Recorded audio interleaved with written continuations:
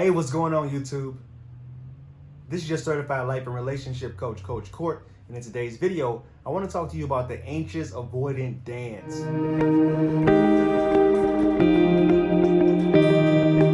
Thank you for sticking around. If this is your first time viewing me, do me a favor and subscribe to the channel by clicking that subscribe button and ringing that little bell so you're notified for the newest content. Before I get into the content, if you want my help personally, reach out to me on my website, www.fruitfulseeds.com, and either go to my product tab and schedule a session with me, or send me an email no longer than 2 to 3 paragraphs long, no longer than 500 words, as it makes it really difficult to respond to long emails. Today I want to talk to you about the anxious and avoidant dance. There's this dance that the anxious, preoccupied, and the dismissive avoidant do. One pushes, one pulls. I've made several videos about the dismissive avoidant style, and I've also made a few videos about the anxious preoccupied.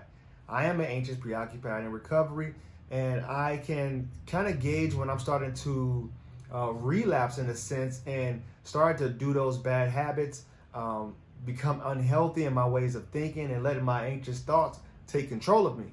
The anxious and avoidant is one of the worst relationship dynamics, because one person has a totally different set of needs. I really enjoy what I do because I love coaching people to understand what that other person needs. It's also something that can easily be fixed with mindfulness, but also the person has to be willing to be open for love, which the dismissive avoidant struggles to do.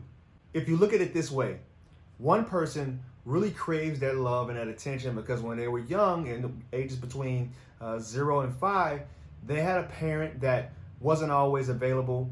They would be showering them with love and affection. Then the next minute, they're either gone, they're caught up in their work, or they're just emotionally unavailable. But then they'll come back again and shower them with love and affection again, making the anxious, preoccupied person very clingy and needy and really craving for that last bit of attention that they've gotten from their parent. The avoidant, on the other hand, at some point, they had to grow up before they wanted to. They had to take care of their emotional needs. They had to fend for themselves, because when they tried to communicate these things with their primary caregiver, what has happened is that person has either shot them down, dismissed their feelings, told them, hey, stop crying, you shouldn't feel that way. And what they did was they just clammed up and started taking care of themselves. But let's just say none of that happened in your childhood. Let's say that you grew up secure, you had both parents in the picture, but you entered into a relationship with the person that was a dismissive or that was an anxious, and they completely pulled you out of your secureness. I've coached a lot of people who were secure in the beginning, but they got into a relationship with somebody that was either anxious or an avoidant, more of an avoidant. The avoidant can really activate and trigger the anxious preoccupied side. So for an example, let's say a secure person that starts out in a relationship right here, and they get into a relationship with the avoidant, and they're over here. After a while, that secure person is going to get pulled out of their secureness and want to get their needs met. So what they're going to do is they're going to pull more towards the anxious side. And the more that avoidant pulls away, they're going to become even more anxious. This can be solved. But the problem is, this is why the dismissive avoidant continues to pull away. They don't want to be relied upon. They don't want to feel like they're spoiling that person and they have to always meet that person's need. But if they only knew that if you just threw them a little bit of breadcrumbs by coming all the way to the middle, they'll pull back to the middle. Actually, the way that they can become more secure over time is to continuously meet each other in the middle. As an anxious person, what they need to do is know that, hey, I need to give them their space. I need to stop pulling so hard. There's a dance that happened. One person is constantly craving that space and that freedom and that autonomy, and the other person really wants that closeness and attention.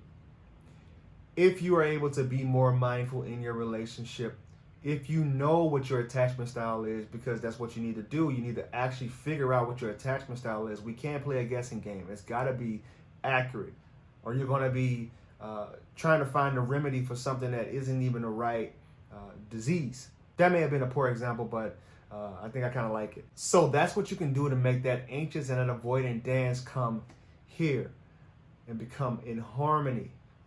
Of course, you're going to sway off your center every now and then because nobody's perfect.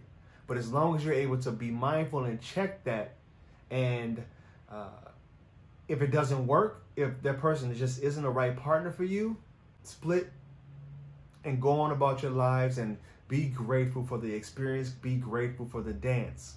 So if you found that video of any value, please like, comment, and share. Reach out to me on my other social media accounts. Twitter is Coach Court 2. Instagram is I Am Coach Court. And Facebook is I Am Coach Court. Thank you guys, and I will talk to you soon.